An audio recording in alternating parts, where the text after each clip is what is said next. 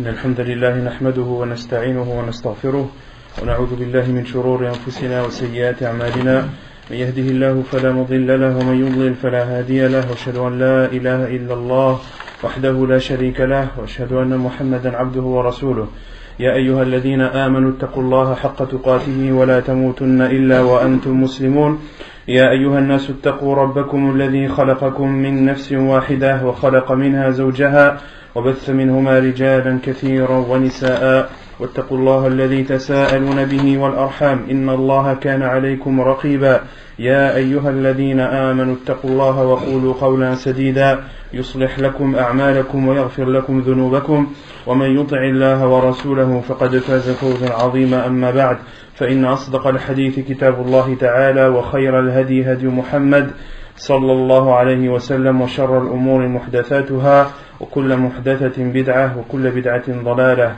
وكل ضلالة في النار. Donc nous continuons l'explication ainsi que les commentaires sur le livre Al-Wajiz fi fiqh as-sunnah wal kitab al-aziz de son auteur Abdul Azim ibn Badawi al-Khilafi. La semaine dernière on avait parlé des sunan par les actes, des choses recommandées à faire qui font partie des sunan recommandées à faire durant la prière. Et la semaine d'avant on avait parlé des sunan verbales, des choses qui étaient recommandées et conseillées à dire pendant la prière. La semaine dernière c'était les choses, les actes recommandés. On en avait cité 10. Quelle était la première chose? La première des sunan fi'liya.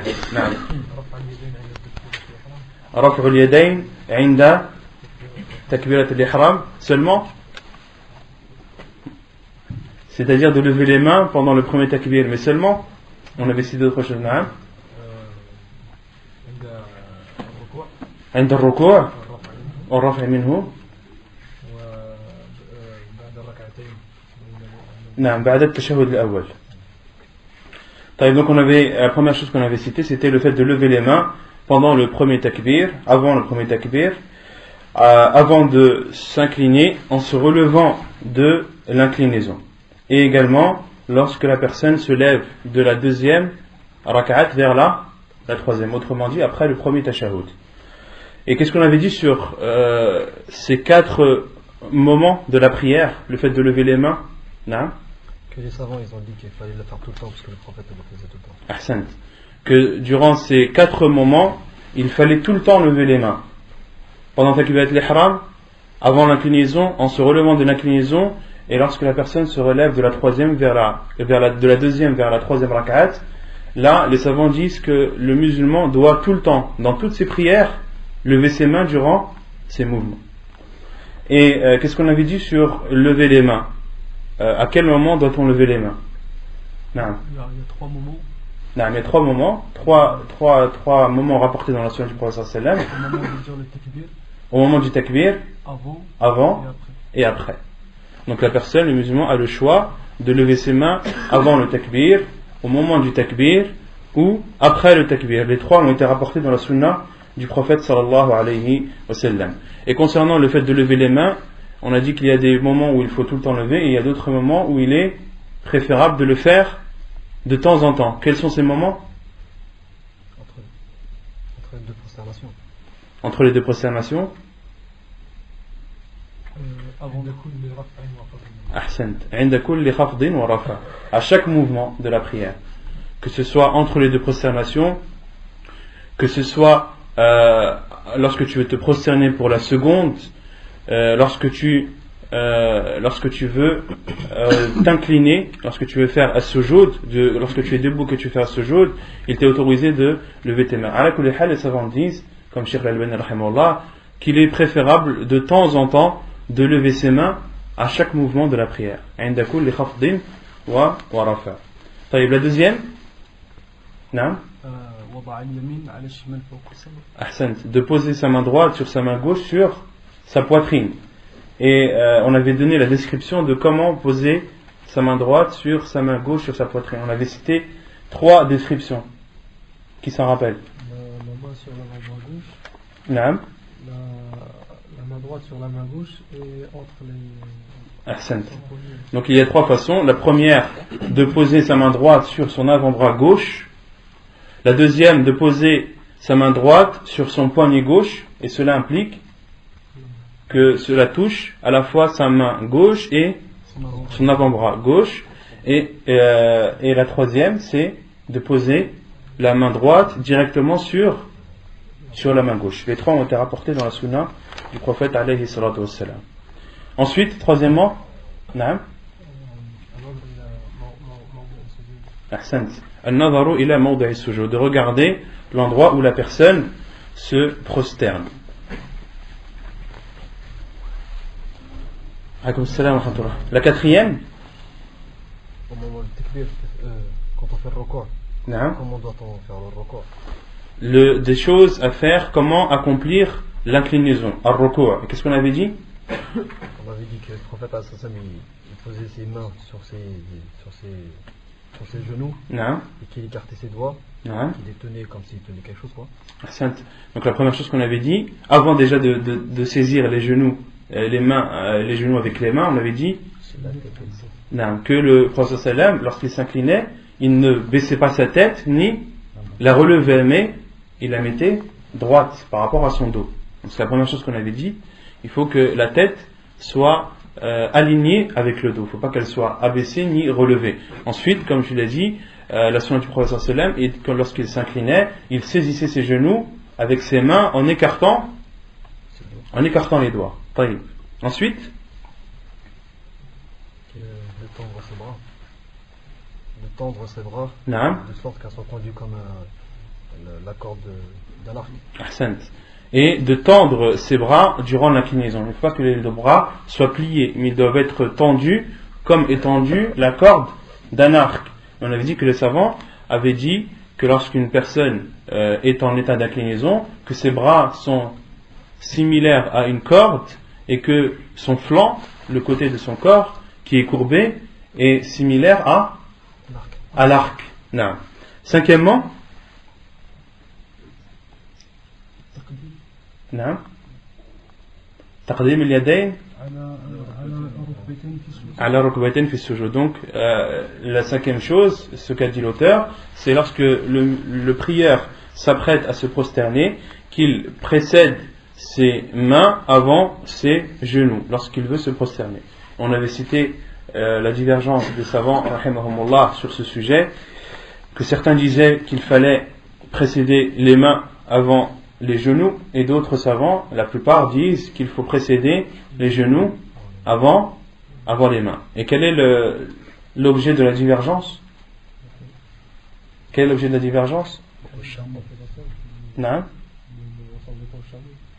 Ne ressemblez pas, ne vous abaissez pas comme s'abaisse un chameau. Et où est la divergence dans ce hadith? Non? Là après la divergence, elle a lieu sur la compréhension du hadith du prophète sallallahu alayhi wa sallam. Et entre autres ici l'auteur est de l'avis qu'il faut précéder ses mains avant ses genoux, en citant le hadith d'Abu Hurayra radiyallahu anhu qui dit que le prophète sallallahu alayhi wa sallam a dit, lorsque l'un d'entre vous se prosterne, qu'il ne s'abaisse pas comme s'abaisse un chameau, mais qu'il précède ses mains avant ses genoux. Donc ça c'est la preuve de ceux qui disent, des savants qui disent qu'il faut précéder les mains avant les genoux, et les autres savants disent non, il y a un autre hadith, le hadith de Wa'il ibn Hujr, qui dit qu'il a vu le prophète sallallahu alayhi wa sallam se prosterner et précéder ses genoux avant ses mains. Et il y a aussi une divergence des savants sur les mains et les genoux du chameau. Certains savants disent que les genoux du chameau sont sur ses pattes avant, d'autres disent que non, elles sont sur ses pattes arrière. À la kulli hal, on a cité l'avis de Cheikh Ibn Uthaymin rahimahullah, qui dit que le prophète sallallahu alayhi wa sallam a dit que l'un d'entre vous ne s'abaisse pas comme s'abaisse un chameau. Il n'a pas dit que l'un d'entre vous ne s'abaisse pas sur les membres sur lesquels s'abaisse le chameau. Et Cheikh Ibn Uthaymin rahimahullah dit que l'avis le plus sûr, c'est que la personne doit précéder ses genoux avant ses mains lorsqu'elle se prosterne. Et on avait dit que c'était un sujet de divergence, et la personne a le choix, et en fonction de sa compréhension du hadith et des savants envers laquelle elle fait le plus confiance, la personne a le choix de choisir l'un des deux avis. Sixièmement, On a parlé de la prosternation. Qu'est-ce qu'on avait dit sur la prosternation? As-sujud. Comment est-ce qu'il doit être fait? Comment est-ce que la prosternation doit être faite? Les bras écartés. Le prophète sallallahu alayhi wa sallam, il écartait ses bras. Il y a la taille d'une brebis. Le hadith cité par l'auteur, c'est de telle sorte que le prophète sallallahu alayhi wa sallam écartait ses mains, c'est-à-dire de son corps, ses bras de son corps, lorsqu'il était en prosternation, de telle sorte qu'on pouvait voir la blancheur de ses aisselles. Et j'avais cité un hadith la semaine dernière que l'auteur n'a pas cité, et dans un autre hadith, que le prophète sallallahu alayhi wa sallam écartait ses mains de telle sorte que une brebis ou un agneau, un fouan, pouvait passer entre son bras et le sol. Ensuite, les pieds qui se faillent coller. De coller les pieds. Et les orteils en direction de la qibla. Ainsi que les mains, jusqu'au point où un sahaba il avait même ses pouces. Il avait attention que. De poser ses mains et de serrer les doigts, de ne pas les écarter contrairement à l'inclinaison. Taïb. Septièmement, l'assise entre les deux prosternations. Comment est-ce qu'elle doit être faite?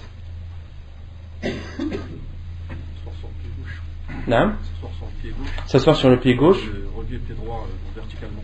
Poser le pied droit verticalement. En dirigeant les orteils vers la qibla. Comment elle s'appelle cette posture? Al-iftirash. Ahsant. Et on avait dit qu'il y avait une deuxième posture qui était autorisée entre les deux prosternations qui s'appelle al-iqa. Et on avait dit qu'al-iqa yanqasimu ila qismayn, iqa'un jaiz wa iqa'un ghayru jaiz. Et on avait dit que l'iqa, la posture de l'iqa, il y avait deux postures, une autorisée et une autre interdite. Quelle est celle autorisée?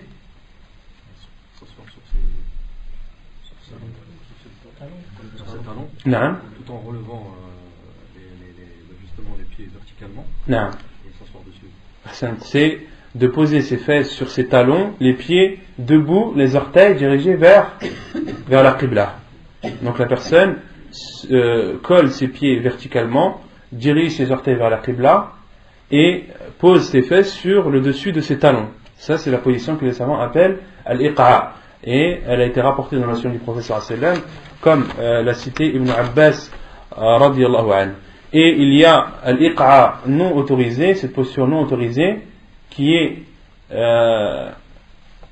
comme al-iqa jaïz, sauf que la personne écarte ses pieds et pose ses fesses entre ses jambes sur le sol, et de également poser ses mains sur le sol. Et les savants ont dit que cette posture est interdite car c'est une ressemblance au chien. C'est une ressemblance au chien. Et en islam, lorsque soit dans le Coran, Allah subhanahu wa ta'ala nous compare une chose, un fait ou un acte à un animal, c'est toujours péjoratif. C'est toujours un mal. Jamais un être humain ne ressemble à un animal dans des choses bien. À partir du moment où tu ressembles à un animal, en islam, c'est quelque chose de mauvais. Non. Huitièmement, huitièmement, on avait parlé de jalsat al-istiraha. Jalsat al-istiraha, et on avait dit que jalsat al-istiraha, elle se faisait quand? Au premier tashahhud, et on avait dit la règle c'était pendant les rak'at impaires de la prière. Pendant les rak'at impaires de la prière, que ce soit la première ou la troisième, selon la prière. Huitièmement, de se relever en posant ses mains sur le sol, en s'aidant de ses mains sur le sol, lorsque la personne se relève de la première vers la deuxième rak'at ou de la troisième vers la quatrième. Et même quand tu es en premier tahiyya. Même que dans le premier. À partir du moment où tu te lèves, tu es assis, que tu te lèves, que ce soit de la première vers la deuxième, de la deuxième vers la troisième, de la troisième vers la quatrième, que la sunna du prophète sallallahu alayhi wa sallam, c'est de s'aider de ses mains en se relevant.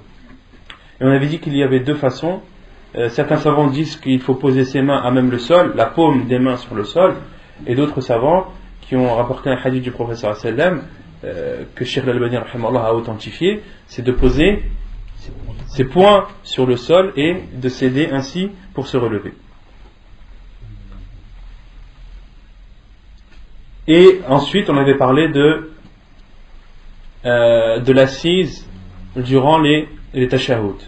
Durant le premier tashahhud, on avait dit que l'assise c'était al-iftirash qu'on a décrit, et durant le dernier tashahhud, on avait dit que c'était at-tawarruk. Et at-tawarruk, ça consiste à de mettre son pied gauche sur le pied droit. De mettre le pied gauche sur le pied droit et de s'appuyer sur la cuisse, sur le flanc gauche. De s'appuyer sur le flanc gauche, de passer son pied droit de son pied gauche sous son pied droit, le pied droit étant debout et les orteils dirigés vers la qibla. Et on avait fini par parler de la dernière des sunan fi'liya, des actes recommandés à faire, c'est de bouger l'index durant le tashahhud. Et on avait cité le hadith du prophète sallallahu alayhi wa sallam que l'index était plus dur que le fer envers un shaytan. طيب يقول المؤلف الأذكار والأدعية المشروعة بعد الصلاة. Donc là l'auteur cite le chapitre des invocations et des rappels légiférés après la prière. أولا عن ثوبان قال كان رسول الله صلى الله عليه وسلم إذا انصرف من صلاته استغفر ثلاثا وقال اللهم أنت السلام ومنك السلام تباركت ذا الجلال والإكرام. قال الوليد فقلت للأوزاعي كيف الاستغفار؟ قال تقول أستغفر الله.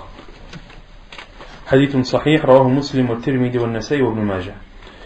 Donc, premier rappel rapporté dans la sunna du prophète sallallahu alayhi wa sallam à dire après la prière, c'est le hadith de Thawban qui dit le prophète sallallahu alayhi wa sallam, lorsqu'il finissait sa prière, il disait astaghfirullah 3 fois et disait par la suite Allahumma anta as-salam wa minka as-salam tabarakta dhal jalali wal ikram.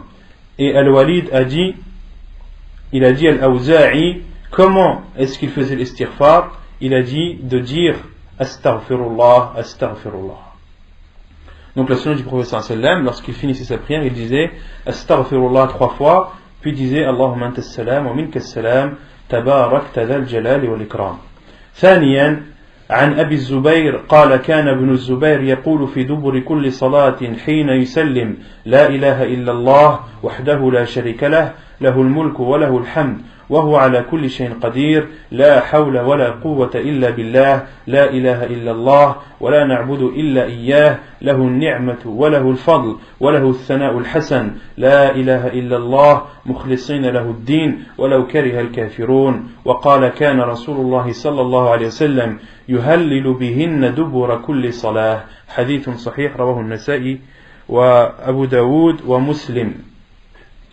Et la deuxième invocation est celle rapportée par Abu Zubayr qui dit que Ibn Zubayr disait après chaque prière, une fois qu'il saluait La ilaha illallah wahdahu la sharika lah lahu al-mulku wa lahu al-hamd wa huwa ala kulli shay'in qadir la hawla wa la quwwata illa billah la ilaha illallah ولا نعبد إلا إياه له النعمة وله الفضل وله الثناء الحسن لا إله إلا الله مخلصين له الدين ولو كره الكافرون. Il a dit, le prophète sallallahu alayhi wa sallam faisait ainsi après chaque prière. ثالثا وعن وارد مولى المغيرة بن شعبة قال كتب المغيرة بن شعبة إلى معاوية أن رسول الله صلى الله عليه وسلم كان إذا فرغ من الصلاة وسلم قال لا إله إلا الله وحده لا شريك له له الملك وله الحمد وهو على كل شيء قدير اللهم لا مانع لما أعطيت ولا معطي لما منعت ولا ينفع ذا الجد منك الجد. حديث متفق عليه.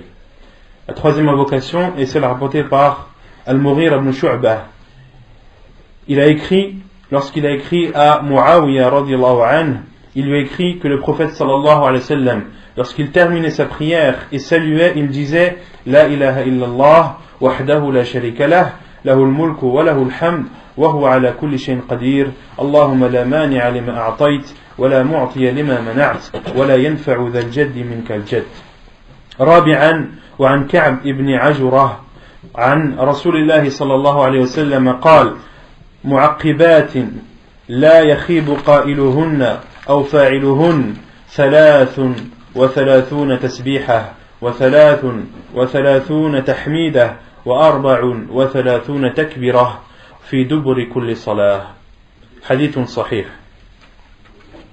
وعن أبي هريرة رضي الله عنه عن رسول الله صلى الله عليه وسلم من سبح في دبر كل صلاة 33 وحمد الله 33 وكبر الله 33 فتلك 99 وقال تمام 100 لا إله إلا الله وحده لا شريك له له الملك وله الحمد وهو على كل شيء قدير غفرت خطاياه وإن كانت مثل زبد البحر. حديث صحيح رواه مسلم.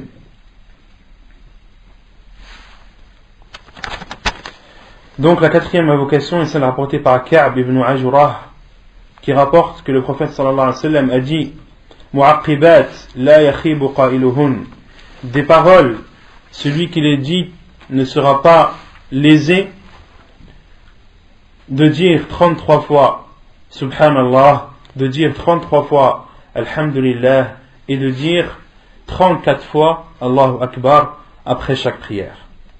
Et selon Abu Huraira qui rapporte que le prophète sallallahu alayhi wa sallam a dit celui qui dit Subhanallah après chaque prière 33 fois, Alhamdulillah 33 fois, Allahu Akbar 33 fois, elles sont au nombre de 99. Fatilka tis'atun wa tis'un. Donc 33 fois Subhanallah, 33 fois Alhamdulillah, 33 fois Allahu Akbar, ce qui fait un nombre de 99.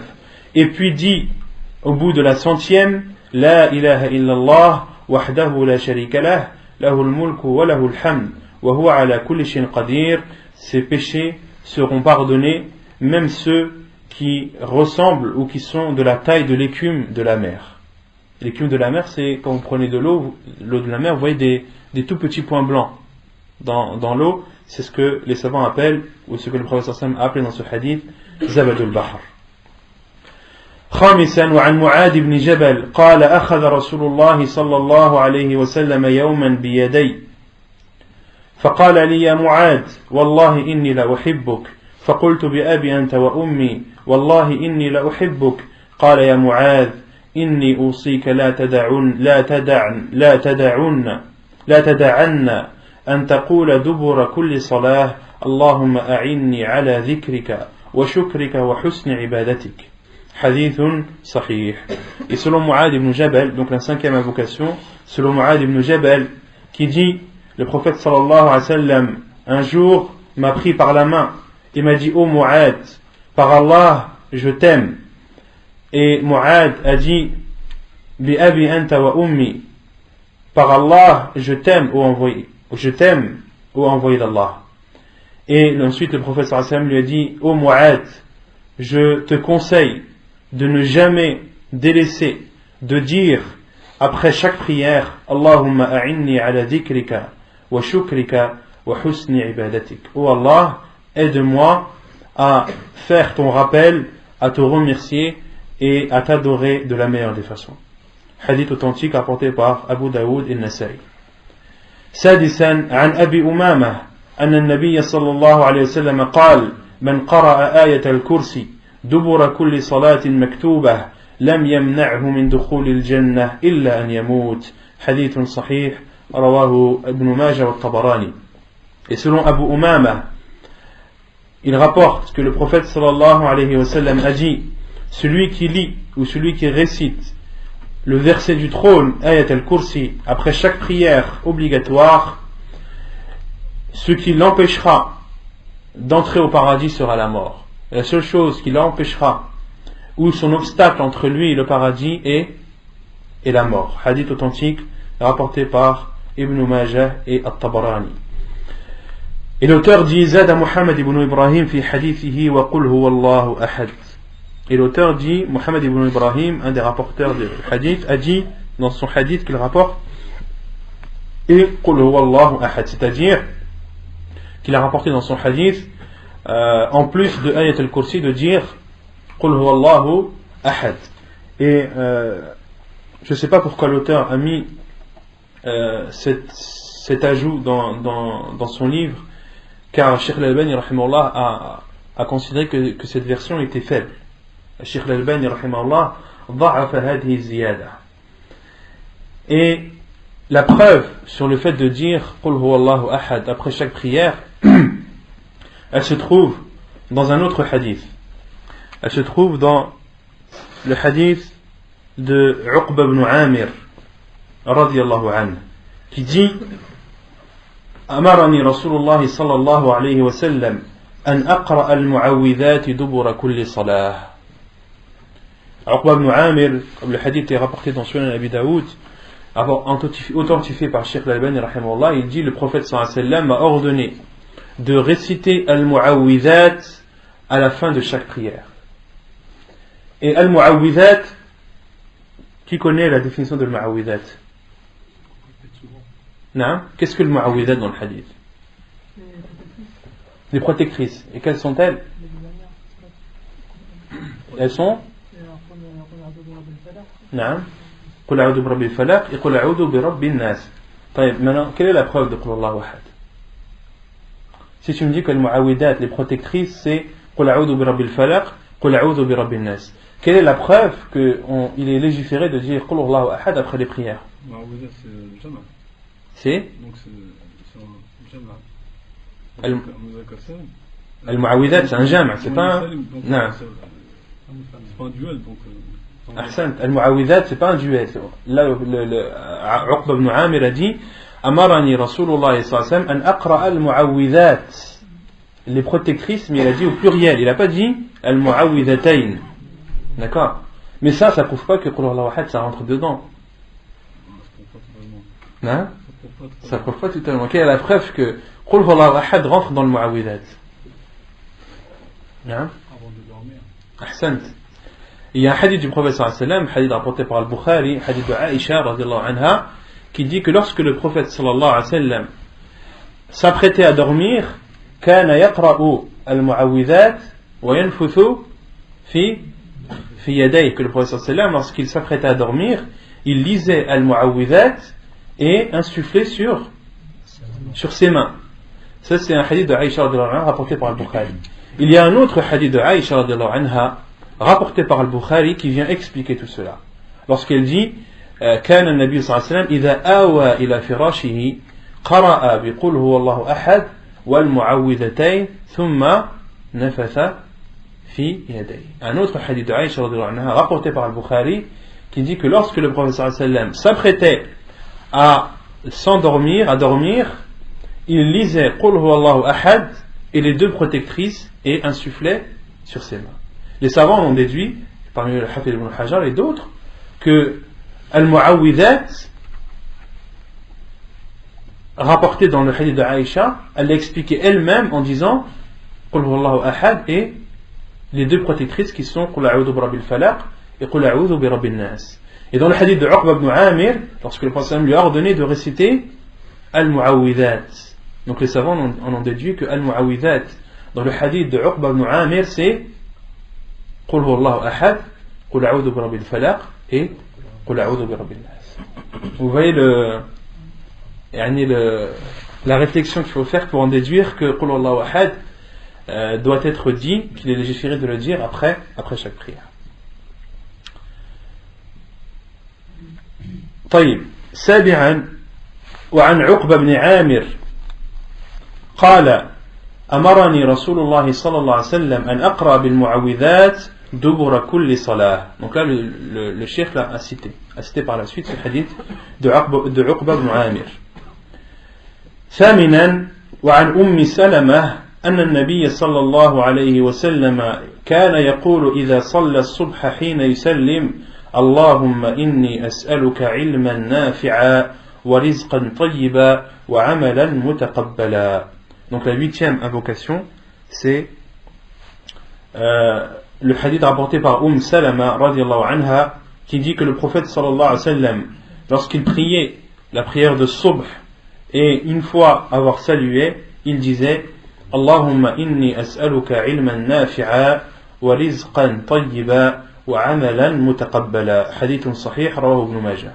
Oh Allah, je te demande une science bénéfique, une pourvoyance bénie et bonne, et des actions acceptées.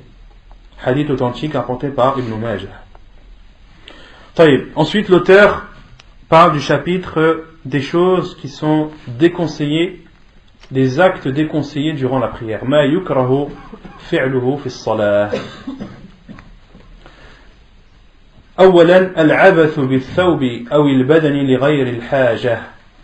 عن معيقب أن النبي صلى الله عليه وسلم قال في الرجل يسوي التراب حيث يسجد قال إن كنت فاعلا فواحدة. حديث متفق عليه.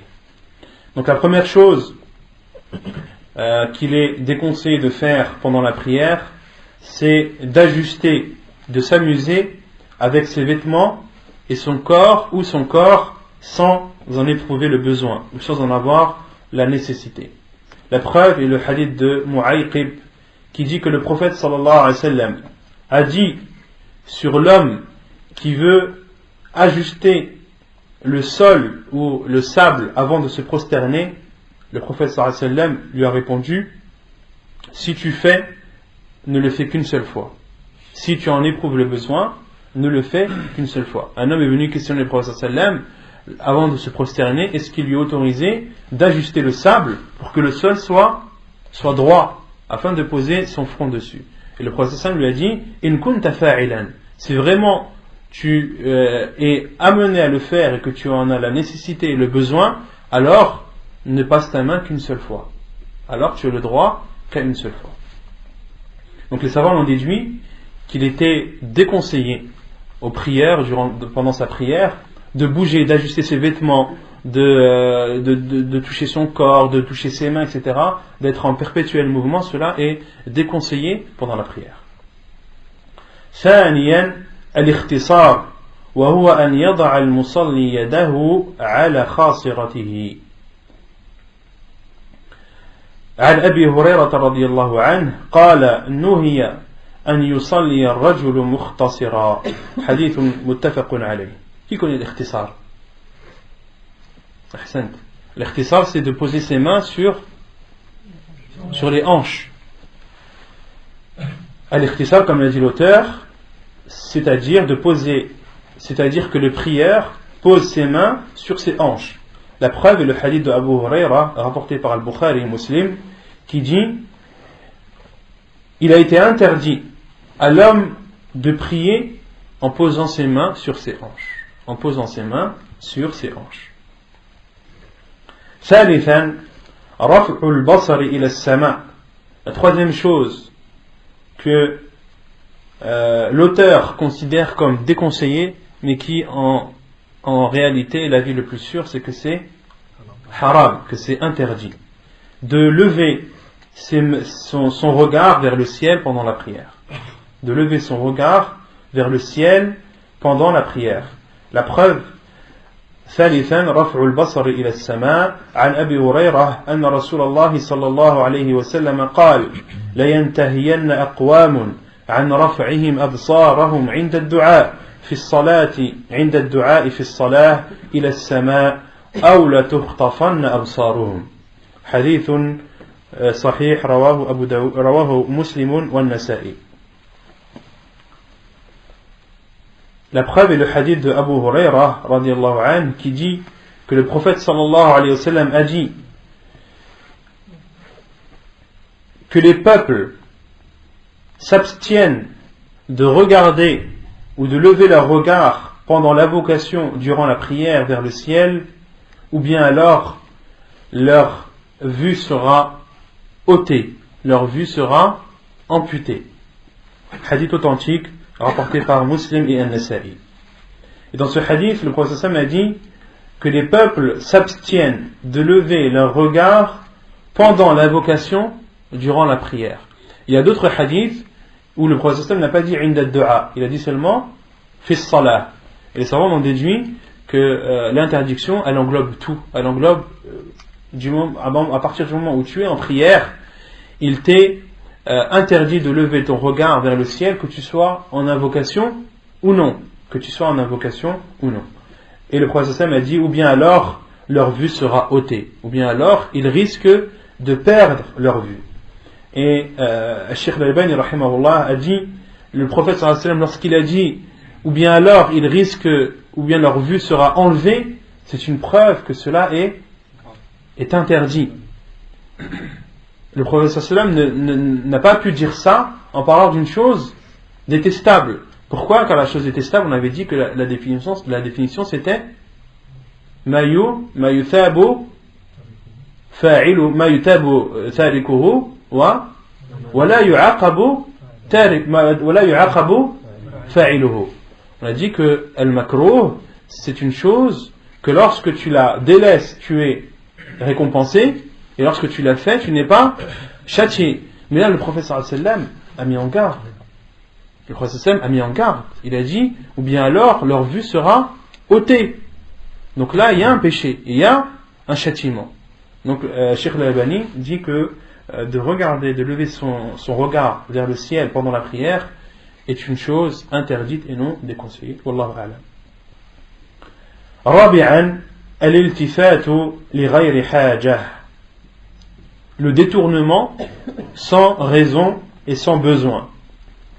عن عائشة قالت: سألت رسول الله صلى الله عليه وسلم عن الالتفات في الصلاة فقال هو اختلاس يختلسه الشيطان من صلاة العبد.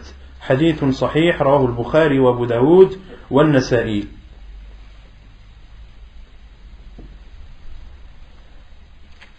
Selon Aïcha radiallahu anha, elle dit, j'ai demandé au prophète sallallahu alayhi wa sallam, où j'ai questionné le prophète sallallahu alayhi wa sallam sur les détournements, le fait de bouger et de se détourner pendant la prière. فقال هو اختلاس يختلسه الشيطان من صلاة العبد. Le prophète sallallahu alayhi wa sallam a dit que c'est un ikhtilas, et les savants ont dit al-ikhtilas huwa akhdhu ash-shay bi khufyah. Al-ikhtilas, les savants disent huwa akhdhu ash-shay bi khufyah, c'est-à-dire de prendre quelque chose en cachette. Autrement dit, de voler quelque chose, mais pas en plein air, pas aux yeux de tout le monde, de le faire en cachette. Et le prophète sallallahu alayhi wa sallam a dit que c'est un vol par lequel procède le diable sur la prière du serviteur. Et le fait que la personne qui prie bouge pendant la prière et regarde à droite à gauche, cela est un vol. Et sa prière elle est diminuée. Et elle est diminuée pourquoi? Car le diable aura volé de la récompense de sa prière. Et les savants disent al-iltifat, le fait de se détourner, il se divise en deux. Il y a le détournement du cœur et il y a le détournement du corps. Les savants disent al-iltifatu naw'an, iltifatun bil qalb wa iltifatun bil badan. Concernant le fait de se détourner par le cœur, les savants disent cela est pire que de détourner son corps. Car il n'y a plus de bénéfice à la prière. La prière, si tu la fais, c'est pour qu'elle t'apaise, pour que tu puisses te concentrer et ressentir al-khushu' de la peur et de la quiétude pendant ta prière.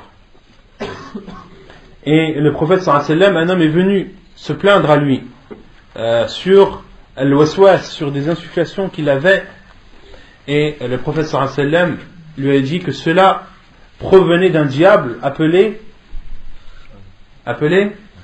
Khinzah. Et le prophète sallallahu alayhi wa sallam lui a alors ordonné et lui a dit que lorsque cela t'arrive, alors tourne ta tête vers la gauche et insuffle 3 fois et demande la protection d'Allah contre le diable. Et ce compagnon radiallahu anhu a dit, il a juré par Allah que après avoir appliqué le conseil du prophète sallallahu alayhi wa sallam, il ne se plaignait plus de ces insufflations du diable. Et les savants en ont déduit qu'il est autorisé de se tourner en cas de besoin, comme là, pour celui qui a des insufflations, celui qui n'est pas concentré et qui est dérangé par le diable pendant sa prière, il lui est autorisé de tourner sa tête vers la gauche, d'insuffler 3 fois. L'insufflation, ce n'est pas cracher, ce n'est pas souffler, c'est entre les deux, de faire poustiller 3 fois vers la gauche et de dire A'udhu billahi minash shaitanir rajim. Et il y a al-iltifat bil badan, de tourner son corps. Et là, les savants le divisent en deux. Il y a de tourner son corps entièrement et de tourner son corps partiellement. De tourner son corps entièrement, cela annule la prière. Pourquoi ? Parce qu'il n'est plus en direction de la Qibla. Et de se diriger en direction de la Qibla, on avait dit que ça faisait partie des piliers de la prière. Des piliers ou des shurut ?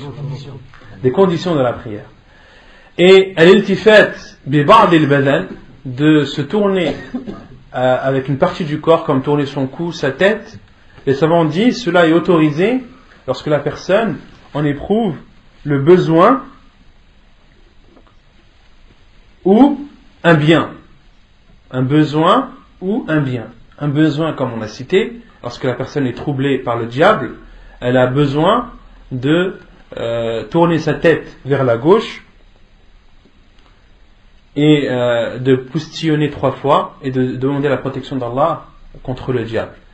Et pour la maslaha, ce que les savants disent, c'est comme une personne qui, par exemple, pour un bien, il prie derrière l'imam et a besoin de regarder l'imam pour le suivre.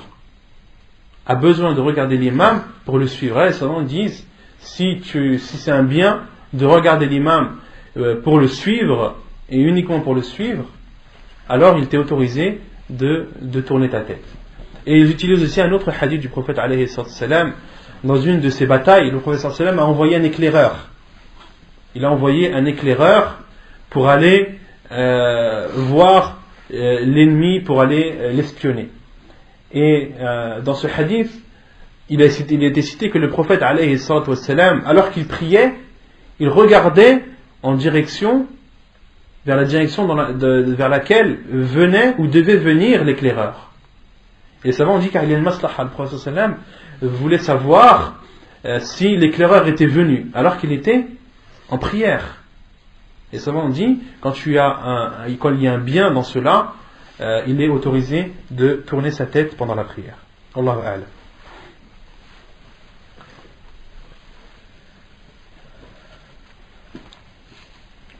Et il y a aussi, les savants disent que dans ce hadith, il y a une preuve que le diable a un pouvoir sur les actes des gens, sur les actes des serviteurs. Parce que là, le prophète a dit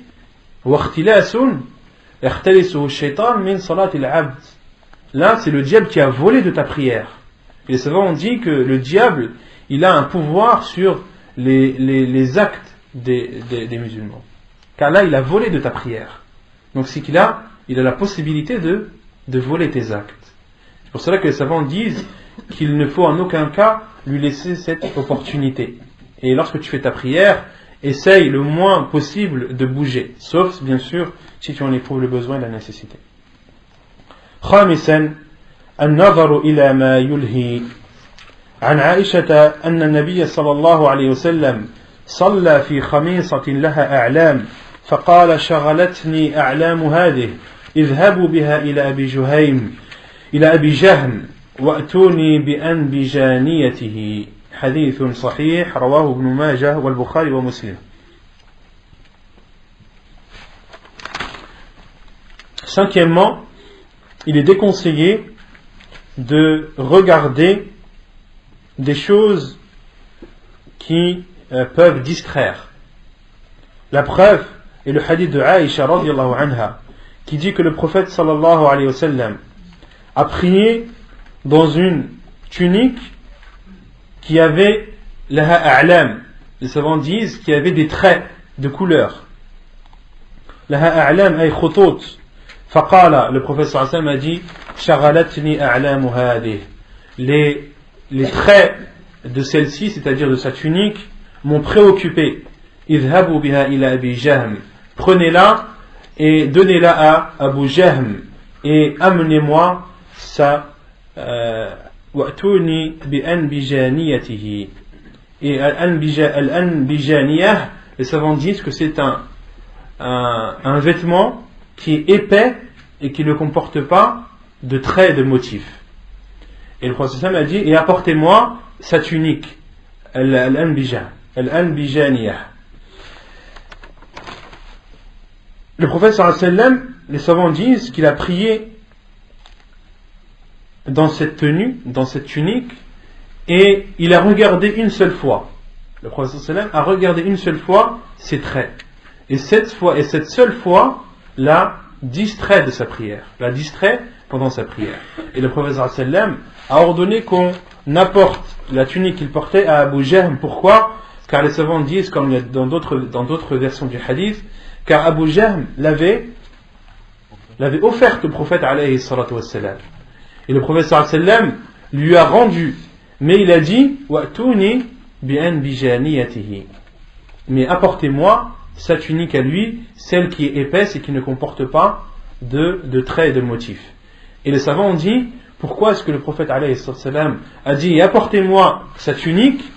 Car pour ne pas que Abu Jahm soit lésé et soit peiné, pour ne pas qu'il croie que le prophète sallallahu alayhi wa sallam ne veut pas de son cadeau.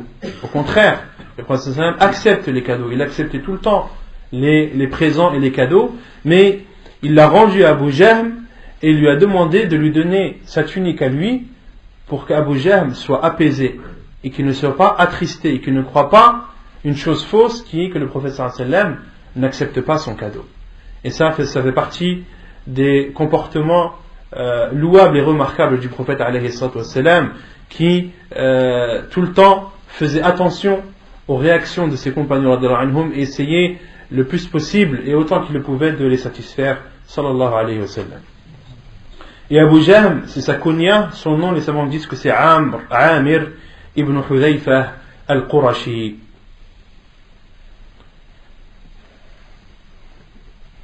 Et les savants ont déduit de ce hadith aussi, parmi eux Cheikh ibn Uthaymin rahimahullah, qu'il est déconseillé à une personne de prier à proximité de choses qui seraient susceptibles de le distraire pendant sa prière. De prier à côté de dessins, de tableaux qui comportent des figures qui pourraient le distraire, ou de prier à proximité de gens qui parlent et qui racontent, qui parlent entre eux, cela pourrait le distraire. À partir du moment où il y a quelque chose à proximité de toi qui serait susceptible de te distraire pendant ta prière, les savants disent qu'il est déconseillé de prier dans cet endroit. Sadisan as-sadlu wa taghtiyatul fam. Sixièmement, as-sadl est le fait de couvrir sa bouche pendant la prière. On va expliquer as-sadl. عن أبي هريرة أن رسول الله صلى الله عليه وسلم نهى عن السدل في الصلاة وأن يغطي الرجل فاه. حديث حسن رواه أبو داود والترمذي وابن ماجه. Selon Abu Hurayra radiyallahu anhu, il dit, le prophète sallallahu alayhi wa sallam nous a interdit ou a interdit le sadl pendant la prière et de couvrir sa bouche, et que l'homme couvre sa bouche pendant sa prière. Et l'homme ici ne signifie pas que l'homme, mais il signifie aussi la femme. قال شمس الحق في عون المعبود قال الخطابي السدل إرسال الثوب حتى يصيب الأرض. Il y a plusieurs explications du sadl. La première explication, c'est le fait de traîner son vêtement, de mettre un vêtement qui traîne et qui arrive jusqu'au sol. Comme l'a dit Al-Khitabi, que as-sadl, c'est le fait de laisser traîner son vêtement jusqu'à ce qu'il touche le sol. Cela est interdit. Ça entre dans le cadre de l'isbal. وقال في النيل قال أبو عبيدة في غريبه السدل إسبال الرجل ثوبه من غير أن يضم جانبين بين يديه فإن ضمه فليس بسدل. وقال صاحب النهاية وهو أن يلتحف بثوبه ويدخل يديه من داخل فيركع ويسجد وهو كذلك. قال وهذا مضطرد في القميص وغيره من الثياب. قال وقيل هو أن يضع وسط الإزار على رأسه ويرسل طرفيه عن يمينه وشماله من غير أن يجعلهما على كتفيه. وقال الجوهري سدل ثوبه يسدله بالضم سدلا أي أرخاه. ولا مانع من حمل الحديث على جميع هذه المعاني إن كان السدل مشتركا بينها وحمل المشترك على جميع معانيه هو المذهب القوي. انتهى. Donc pour vous résumer, il y a deux descriptions de celles connues des savants. La première, comme je vous ai dit, c'est de laisser traîner son vêtement jusqu'à toucher le sol. Et la deuxième, c'est le fait que l'homme soit emprisonné dans son vêtement, de telle sorte qu'il ne peut pas sortir ses mains et ne peut pas les poser sur le sol lorsqu'il se prosterne. Si on résume, par exemple, il est interdit de prier dans une cape. Pourquoi ? Parce que quand tu pries dans une cape, tu es prisonnier, tu ne peux pas sortir tes mains. Est-ce que tu peux sortir tes mains sur le côté ? Non. Les savants disent que ça fait partie du sel qui est interdit. Et à notre époque, par exemple, une personne qui prie avec son manteau sur ses épaules, sans rentrer ses bras dans ses manches. Ça rentre dans as-sadl. Il faut que tes mains soient libérées. Il faut que tes mains soient libérées, que tu puisses les lever et qu'elles puissent s'éloigner de ton corps. C'est ce que les savants appellent as-sadl. Ala kulli hal, comme l'a dit l'imam Shawkani rahimahullah, que les deux sens sont vrais. Ce n'est pas parce que certains savants ont dit que c'est uniquement le fait de traîner son vêtement et d'autres ont dit que c'est le fait d'être prisonnier de sa tunique ou de son vêtement. Les deux peuvent être valables et bons. Wallahu a'lam. Et concernant al-isbal, car comme là al-khitabi as-sadl yursalu thawb hatta yusib al-ard, il y a un hadith du prophète sallallahu alayhi wa sallam qui dit la yaqbalu Allahu salata musbilin izarahu. Allah n'accepte pas la prière de celui qui laisse traîner son vêtement, son izar. Le hadith est faible. Cheikh Al-Albani rahimahullah a rendu faible ce hadith. Et la chose la plus étonnante qu'on voit à notre époque, les gens, on parle des hommes, qui appliquent un hadith da'if et délaissent un hadith authentique. Comment ? Lorsqu'ils rentrent dans la mosquée, ils relèvent leurs pantalons. Ils relèvent leurs pantalons et plient le bas de leurs pantalons pour le soulever au-dessus de la cheville. Pourquoi ? Car ils prient. Et il a entendu que le prophète sallallahu alayhi wa sallam a dit que la prière de celui qui est musbil, que celui qui laisse traîner son vêtement, n'est pas acceptée. Alors que le hadith est da'if. Mais il délaisse le hadith authentique rapporté par Al-Bukhari et Muslim, qui interdit, où le prophète sallallahu alayhi wa sallam interdit à l'homme de laisser traîner son vêtement en dessous de sa cheville. Ma asfala min al-ka'bayni fa fi an-nar. Tout ce qui dépasse les chevilles est en enfer. Et on voit cette personne, lorsqu'elle a fini sa prière, qu'est-ce qu'elle fait ? Elle rebaisse son pantalon. Elle le remet en dessous de ses chevilles. Elle applique un hadith faible, et par la suite, elle vient contredire un hadith authentique du prophète sallallahu alayhi wa sallam. Et ça, si ce n'est pas une preuve de l'ignorance que connaissent les musulmans à notre époque, qu'est-ce que c'est ? Au lieu d'appliquer le hadith authentique du prophète alayhi salam, pour l'homme de ne pas laisser traîner son vêtement en dessous de sa cheville, les hadiths sont authentiques et sont extrêmement nombreux et sont clairs. Et le prophète sallallahu alayhi wa sallam a interdit à l'homme de laisser traîner son vêtement en dessous de sa cheville. Et pour celui qui le fait par ostentation, c'est encore pire. Allah subhanahu wa ta'ala ne le regardera pas yawm al-qiyamah. Le prophète sallallahu alayhi wa sallam a dit celui qui laisse traîner son vêtement par ostentation, Allah subhanahu wa ta'ala ne le regardera même pas le jour du jugement. Ne le regardera même pas le jour du jugement. Et certains vont dire oui, mais c'est interdit de laisser traîner son vêtement pour les hommes uniquement lorsque tu le fais pour ostentation. Mais si tu ne le fais pas par ostentation, cela est autorisé parce qu'il y a le hadith de Abu Bakr radiyallahu anhu qui laissait traîner son vêtement, et lorsqu'il a entendu le hadith du prophète sallallahu alayhi wa sallam, il a demandé au prophète sallallahu alayhi wa sallam, et le prophète sallallahu alayhi wa sallam lui a dit: tu ne fais pas partie d'eux, car tu ne le fais pas par ostentation.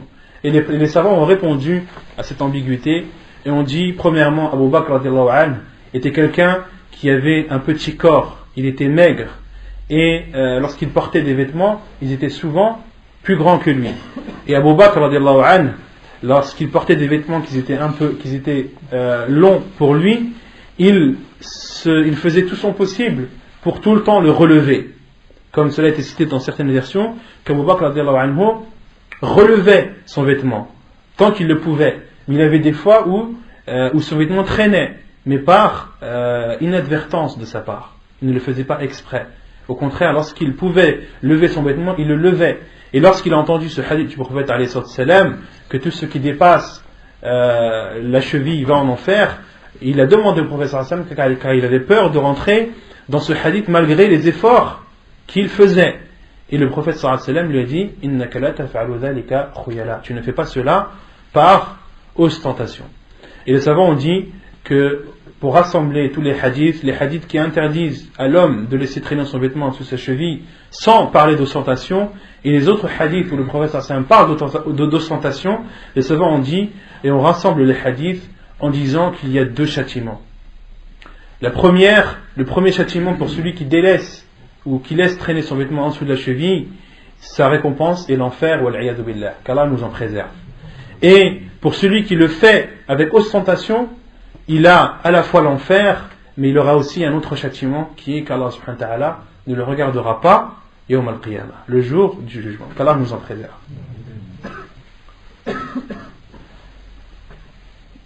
طيب سابعا التثاوب le bâillement. عن أبي هريرة أن النبي صلى الله عليه وسلم قال: التثاوب في الصلاة من الشيطان فإذا تثاءب أحدكم فليكظم ما استطاع.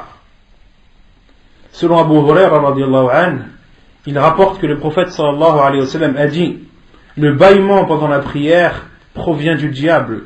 Lorsque l'un d'entre vous bâille, qu'il se retienne autant qu'il le peut. Hadith authentique rapporté par At-Tirmidhi ibn Khuzaymah. Le prophète sallallahu alayhi wa sallam a dit dans ce hadith que le bâillement pendant la prière provient du diable. Les savants ont déduit que le diable a une influence sur le corps de la personne. Comme on avait dit tout à l'heure qu'il avait une influence sur les actes des personnes, il a aussi une influence sur leur corps. Parce que le bâillement, comme le prophète nous l'a dit dans le hadith, pendant la prière, provient du diable. فَإِذَا تَثَاءَبَ. Et lorsque l'un d'entre vous bâille, c'est-à-dire lorsqu'il sent le bâillement arriver, pas après qu'il ait bâillé. Parce que justement c'est déconseillé de bâiller pendant la prière. Donc le prophète a dit, lorsque l'un d'entre vous bâille, c'est-à-dire lorsqu'il sent le bâillement, فَلْيَكْظِمْ مَسْتَطَعَ, alors qu'il résiste et qu'il se retienne autant qu'il le peut. Et فَلْيَكْظِمْ أي فَلْيَمْنَعْهُ. فَلْيَكْظِمْ dans le hadith, c'est-à-dire qu'il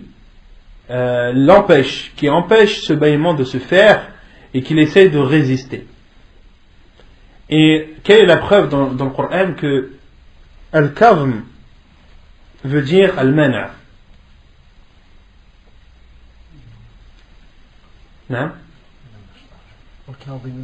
Ahsant. Le verset où Allah subhanahu wa ta'ala dans surat Al-Imran, où Allah subhanahu wa ta'ala dit وَسَارِعُوا إِلَى مَغْفِرَةٍ مِّن رَبِّكُمْ وَجَنَّةٍ عَرْضُهَا السَّمَاوَاتُ وَالْأَرْضِ, et accourez vers un pardon de votre Seigneur et un paradis large comme les cieux et la terre, عَرْضُهَا السَّمَاوَاتُ وَالْأَرْضِ وَعِدَّةٍ لِلْمُتَّقِينَ, qui a été préparé et réservé pour les pieux, الَّذِينَ يُنْفِقُونَ فِي السَّرَّاءِ وَالضَّرَّاءِ, ceux qui donnent en aumône pendant les situations tant dans les situations faciles que difficiles, الذين ينفقون في السراء والضراء والكاظمين الغيظ. Et ceux qui retiennent leur colère. والكاظمين الغيظ والعافين عن الناس. Et ceux qui pardonnent aux gens. Alors Saint Allah dit والكاظمين الغيظ, c'est-à-dire ceux qui retiennent et qui résistent et qui intériorisent leur colère, qui ne la montrent pas extérieurement. Et ça, le fait de ne pas montrer sa colère et de la garder, de ne pas l'exprimer, fait partie des caractéristiques des pieux. Min sifati al-muttaqin. Et le prophète sallam a dit فَلْيَكْظِمْ أي فَلْيَمْنَعْ. Et il y a un autre hadith rapporté par Al-Bukhari où le prophète sallam parle du bâillement lorsqu'il dit Inna Allah yuhibbul utas wa yakrahu at-tatha'ub. Allah subhanahu wa ta'ala aime l'éternuement et déteste le bâillement. فإذا عطس أحدكم وحمد الله كان حقا على كل مسلم سمعه أن يقول له يرحمك الله. Et lorsque l'un d'entre vous, donc dans ce hadith rapporté par Al-Bukhari, le prophète sallam dit, lorsque l'un d'entre vous éternue et qu'il dit Alhamdulillah, il est alors du devoir de chaque musulman, l'ayant entendu, de lui dire Yarhamukallah. Wa amma tatha'ub fa innama huwa min ash-shaytan. Et quant au bâillement, il provient du diable. Fa idha tatha'aba ahadukum falyaruddahu mastata'. Et lorsque l'un d'entre vous bâille, qu'il le repousse, c'est-à-dire qu'il repousse ce bâillement autant qu'il le peut. Fa inna ahadakum idha tatha'aba dhahika minhu ash-shaytan. Car lorsque l'un d'entre vous, lorsqu'il bâille, le diable se moque de lui. Sache que quand tu bâilles, le diable se moque de toi. Donc fais en sorte de ne pas bâiller. Fais en sorte de résister autant que tu le peux pour ne pas être la source de moquerie du diable, que la malédiction d'Allah soit sur lui. Et certains savants ont dit, pour éviter de bâiller, pour te retenir le plus possible, mords ta lèvre inférieure. Mords ta lèvre inférieure. Sans te faire mal, bien sûr. ثامنا البصاق جهة القبلة أو عن يمينه. De fait de cracher en direction de la qibla ou à droite ou à sa droite.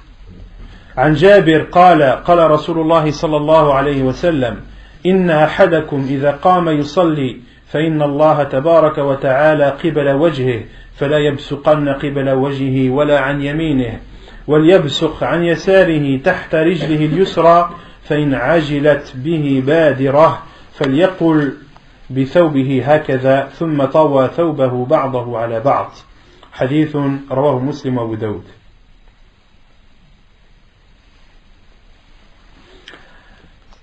Le fait de cracher en direction de la qibla et à sa droite. Donc l'auteur a cité cela dans les choses détestables et déconseillées. Mais l'avis le plus sûr, c'est que cela est haram et interdit et non pas déconseillé. La preuve déjà c'est ce hadith où le prophète dit fala yabsuqan, qu'il ne crache pas.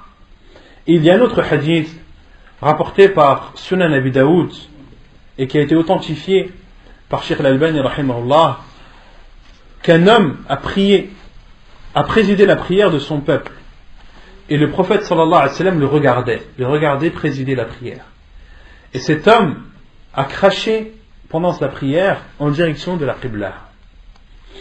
Et lorsqu'il a fini sa prière, le prophète alayhi salatu wassalam a dit à son peuple de ne plus le laisser présider la prière. De ne plus le laisser présider la prière. Et cet homme, lors de la prochaine prière, a voulu présider. Et les gens l'ont empêché. Les gens l'ont empêché de présider la prière. Ils lui ont dit que le prophète sallallahu alayhi wa sallam leur avait dit de ne pas le laisser présider la prière.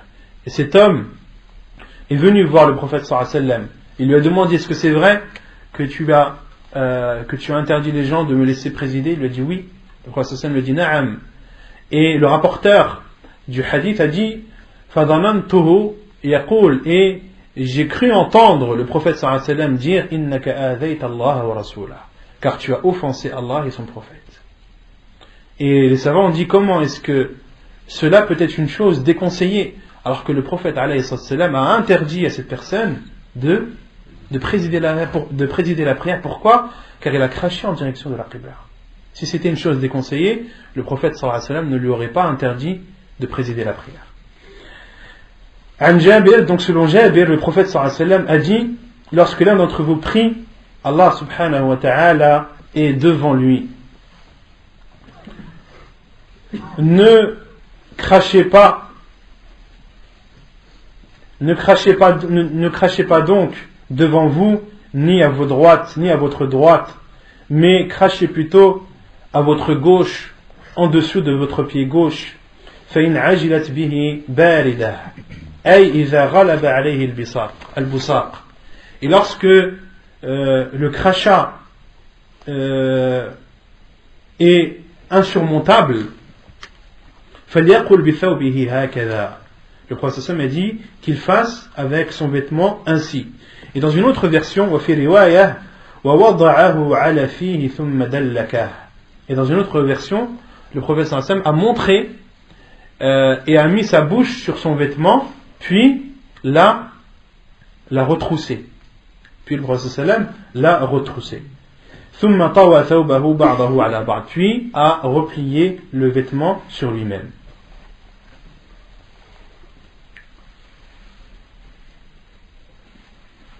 Donc, on en déduit dans ce hadith, le prophète sallam a dit: lorsque l'un d'entre vous prie, Allah subhanahu wa ta'ala est devant lui. Et certaines personnes vont dire: mais comment est-ce que Allah subhanahu wa ta'ala peut être devant toi alors qu'il est au-dessus de son trône? Qu'est-ce qu'on répond? Qu'est-ce qu'on répond? Non, c'est pas ça la première réponse.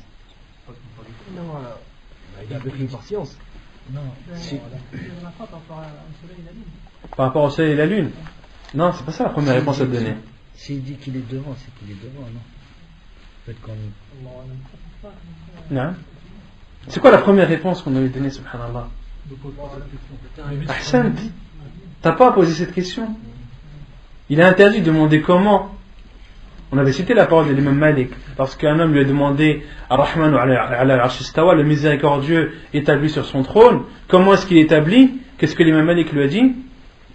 Al-istiwa ma'loum, wal-kayfu majhoul, was-su'alu anhu bid'ah. Que le fait qu'Allah soit établi au-dessus de son trône, c'est une chose qui est connue, le comment est inconnu, et de demander comment est une innovation. Donc une personne qui vient vous dire: mais comment est-ce qu'Allah il peut être devant toi alors qu'il est au-dessus de son trône? La première chose, tu n'as pas à poser cette question. Tu n'as pas à demander comment. C'est interdit en islam de demander comment. Parce qu'Allah, rien ne lui ressemble. Et le fait que tu demandes le comment, implicitement, tu fais ressembler Allah subhanahu wa ta'ala à une des créatures, parce que tu vas vouloir le comparer à quelque chose de vivant, à quelque chose de créé, alors que c'est le créateur. On ne peut pas comparer le créateur à la créature. Et on avait cité, et ça c'est la première question à lui donner, la première réponse à lui donner, et on avait dit que le fait qu'une chose soit devant soi ne veut pas dire qu'elle n'est pas au-dessus. On avait dit la parole de Cheikh Ibn Uthaymin rahimahullah, qui avait dit, en donnant l'exemple du soleil, que le soleil lorsqu'il se lève et qu'il se couche, il est bien devant toi, alors qu'il est à des millions de kilomètres au-dessus de ta tête. Donc, si cela est possible pour une créature, alors c'est encore plus possible pour le Créateur subhanahu wa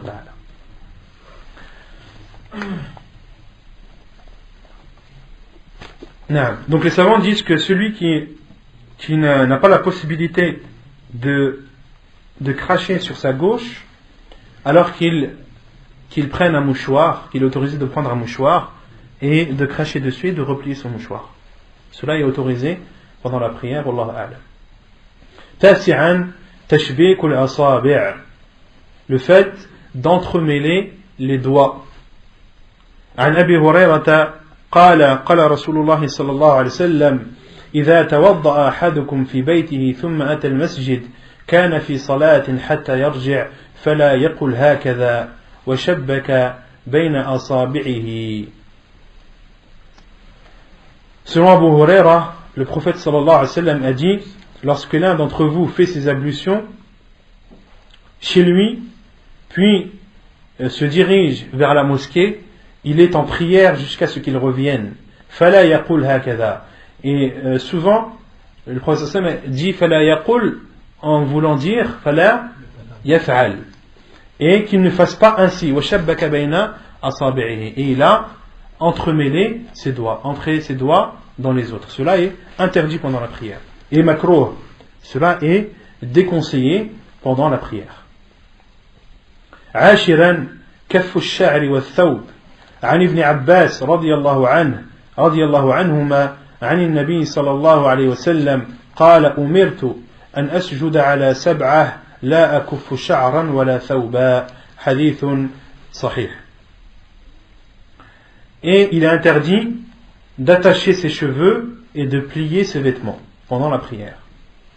Selon Ibn Abbas radiyallahu anhuma, le prophète sallallahu alayhi wa sallam a dit: j'ai été ordonné de me prosterner sur 7 et de ne pas attacher mes cheveux et de ne pas plier mes vêtements. Hadith authentique. Et l'imam Nawawi rahimahullah قال الإمام النووي واتفق العلماء على النهي عن الصلاة وثوبه مشمر أو كمه أو نحوه والحديث مطلق قبل الصلاة أو أثناءها.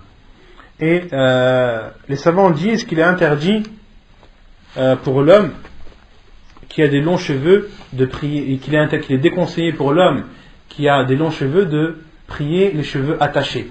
Mais il doit les relâcher.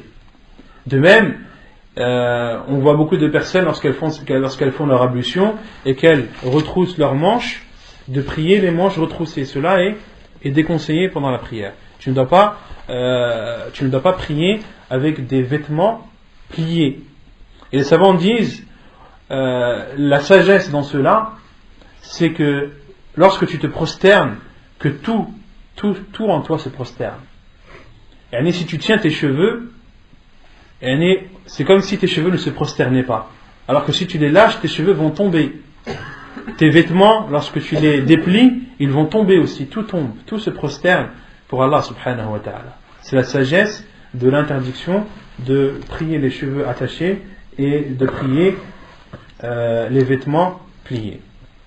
11 تقديم ركبتيه على يديه في السجود. Donc la 11e chose que l'auteur a citée et qu'il a entré dans le cadre des choses déconseillées pendant la prière, c'est de précéder les genoux avant les mains au moment de la prosternation.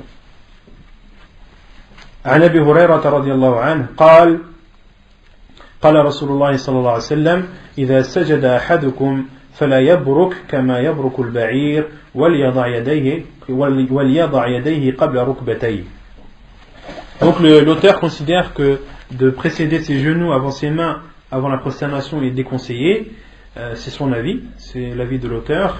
Et il a cité le hadith d'Abu Huraira qui dit que le prophète sallallahu alayhi wa sallam a dit: lorsque l'un d'entre vous s'abaisse, qu'il ne s'abaisse pas comme un chameau, mais qu'il précède ses mains avant ses genoux. On a cité la divergence des savants à ce sujet. Wallahu a'lam. 12 بسط اليدين في السجود عن أنس عن النبي صلى الله عليه وسلم قال اعتدلوا في السجود ولا يبسط أحدكم ذراعيه بساط الكلب حديث متفق عليه. Qu'il est déconseillé d'allonger et de poser ses avant-bras sur le sol pendant la prosternation. La preuve est le hadith de Anas qui rapporte que le prophète sallallahu alayhi wa sallam a dit i'tadilu fi sujud, c'est-à-dire soyez i'tadilu ay tawassatu. Les savants disent aykunu mutawassitin bayna al-iftirash wal qabd, c'est-à-dire lorsque vous êtes en prosternation, soyez équilibrés. Ne rapprochez pas vos mains, ni ne les écartez pas trop. Essayez de faire un sujoud dans les bonnes conditions. Comme l'a dit l'imam Ibn Daqiq al-Eid, لعل المراد بالاعتدال هنا وضع هيئة السجود على وفق الأمر, c'est-à-dire de se prosterner comme nous en a informé le prophète alayhi salatu wassalam. ولا يبسط أحدكم ذراعيه بساط الكلب, et que l'un d'entre vous ne pose pas ses avant-bras comme le fait le chien, comme le fait le chien. Hadith authentique apporté par Al-Bukhari et Muslim. 13 الصلاة بحضرة الطعام أو وهو يدافعه الأخبثين. De prier en présence d'un repas ou lorsque il est poussé des deux orifices. عن عائشة قالت سمعت النبي صلى الله عليه وسلم يقول لا صلاة بحضرة الطعام ولا وهو يدافعه الأخبثان. حديث صحيح رواه مسلم وأبو داود. Selon Aïcha radiallahu anha, elle dit, j'ai entendu le prophète sallallahu alayhi wa sallam dire point de prière en présence de repas et non plus lorsque les deux orifices le poussent. Hadith authentique rapporté par Muslim et Abu Daoud. Le prophète sallallahu alayhi wa sallam a dit dans ce hadith point de prière. Et il y a une divergence des savants sur point de prière. Est-ce que point de prière complète ou est-ce que c'est point de prière accepté? Il y a un khilaf des savants, une divergence des savants à ce sujet, et la divergence revient au jugement de l'khushu', au jugement de la concentration et le fait d'être l'khushu', d'être craintif pendant la prière et d'être concentré. Certains savants disent que le khushu' c'est une obligation de la prière. Et la plupart des savants disent que c'est une sunnah mu'akkada, que le fait de se concentrer pendant la prière, c'est une sunnah recommandée. C'est fortement recommandé, mais ce n'est pas une obligation. Pour ceux qui considèrent que c'est une obligation, le hadith dit, on comprend le hadith dans le sens point de prière accepté. Et si la personne considère que la concentration pendant la prière c'est une sunna recommandée, dans ce cas c'est point de prière complète. La salata bi hadrati ta'am, point de prière en présence d'un repas. Et les savants disent en présence d'un repas que tu désires et qui t'est autorisé à la consommation. Il faut rajouter ces deux conditions. Parce que le prophète sallallahu alayhi wa sallam nous interdit de prier en présence d'un repas de peur que l'on ne soit pas concentré pendant la prière. Or, si tu pries à côté d'un repas que tu ne veux même pas, si le repas c'est des épinards et que tu n'aimes pas les épinards, est-ce que ça va te déranger pendant ta prière? Non, ça ne va pas te déranger. Donc les savants disent que le repas tu dois le vouloir et l'aimer, et deuxièmement il faut que ce soit un repas qui t'est autorisé à la consommation. Si tu es en état de jeûne, tu n'as pas le droit de le manger. Ou si c'est un repas, si c'est de la viande, le repas comporte de la viande qui n'a pas été égorgée en citant le nom d'Allah, le repas t'est interdit à la consommation. Donc, tu peux prier en présence d'un repas que tu ne peux pas ou que tu n'as pas le droit de manger.